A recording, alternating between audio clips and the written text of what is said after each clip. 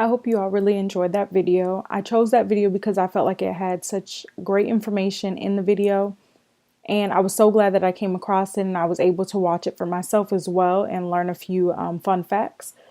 So basically, this is the end of my presentation, and just to wrap up everything and sum up everything that I talked about, I did choose a few different innovations that I thought were very important, and also sometimes that you never really know about, or they can get shied away, just depending on what you learn and where you're learning it.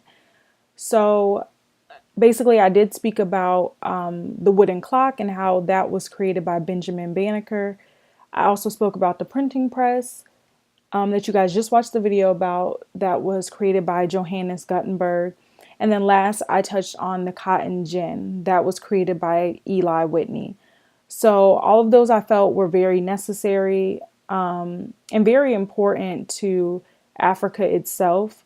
And one thing that I didn't get to mention, as far as when it came to the printing press, was that once the printing press was established, this changed the level of education, because during Africa and during slavery, many slaves and many African people and those of African descent didn't really know how to read, didn't have that knowledge or that education like we get now from going to school, going to college. So they didn't have that. But once the printing press was created, and then they had the stamps that they used to transfer letters over and to transfer numbers over and various words, this started becoming interesting to these people. So this then developed this interest in this concern of, oh, what am I missing? And, where is this coming from? To the point where they started to get curious and they wanted to know more about it. So because of that reason, you had people who now realize, like, okay, we've been missing out on something in life and during this time.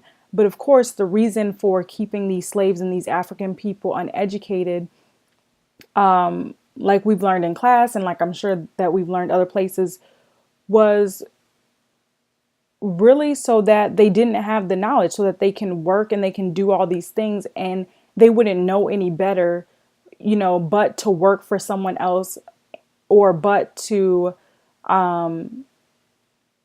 answer to someone else and to someone else's needs and to what they're asking them. So this was a big deal as far as education goes. And I just think it's so amazing now that we have schools in place and we have these things in place, because I couldn't imagine not being able to go to school and learn these things, whether it's a given choice or not. It's a very, very, very vital part of our lives, just education, learning, being able to grow. So that was just something that I wanted to touch on that was very interesting. But I hope you all enjoyed the presentation about African innovations, and just take out the time to go and try to at least research one innovation and one important thing that happened in Africa, because I guarantee you it'll blow your mind and you'll learn so much. So that's all I have for you guys, and thank you so much.